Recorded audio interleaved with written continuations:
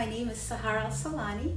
I currently live in the country's only intentional multi-faith community at the Stony Point Conference Center in New York. And I am right now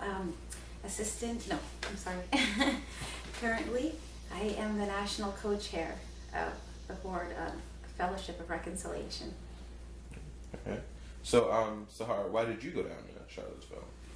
Well, what intrigued me about the clergy call for Charlottesville in particular, I just remember when I heard about the first Muslim ban back in January, I just remember how numb I was. You know, and everybody who knows me knows that I'm a pretty tough cookie. But that particular day, I woke up and I heard the news, and for probably the next week, this side of my body was numb. And all I could do was basically watch the news and spend a lot of time in my room curled up in the fetal position crying. Because as an organizer, there was nothing I could really do to fix this at the moment. You know, being an Iraqi American, I'm thinking about the refugees and just thinking about the students and the people that had nothing to do, and the blatant, obnoxious racism of that ban. And I just was breathless, you know, and I was exhausted emotionally and physically. And I just remember the texts that I started to get. I started to get one text I got from a gentleman that organized in Ferguson that I had met there. I got texts from some of the clergy that I had met in Standing Rock. I got texts from people that I had met in San Francisco when we had visited some of the internment camps when my children were pre-teens, I think. You know, there was a Muslim, every year there's a Muslim pilgrimage to Manzanar, one of the detention camps.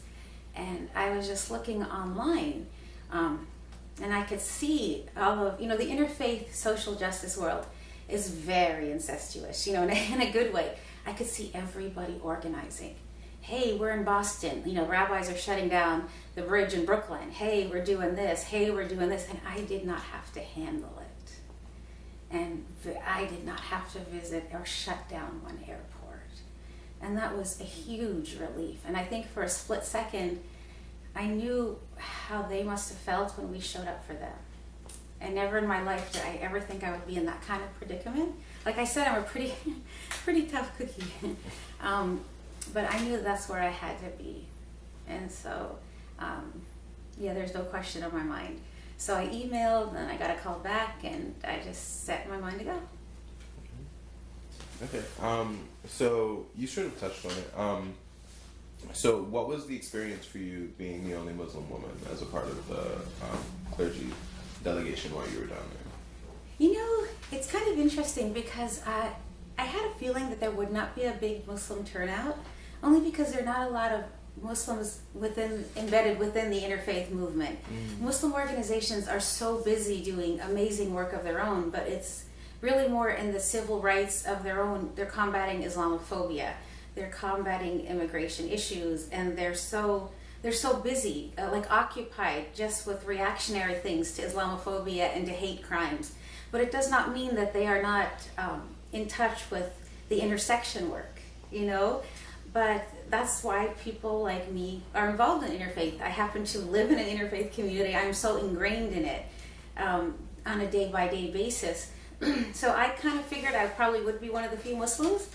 And it was actually an interesting thing, because if I would have been a male Muslim, say an African-American Muslim, you know, with a kufi and a beard, I might have been treated differently. And it gives a different perspective to be a female Arab Muslim on the front line in a hijab and in a black abaya. And it's a different look, it's a different feel, and I would have been treated much differently, I think.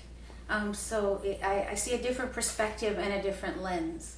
But it was scary. It does take chutzpah, and I had to really rely on the more experienced clergy with me, because I did feel vulnerable, but at the same time, I felt that since we are part of the fabric and the tapestry of this country, that I had to be there. because we're one step away, racism and Islamophobia and homophobia and everything that we confronted there, we're all tied together.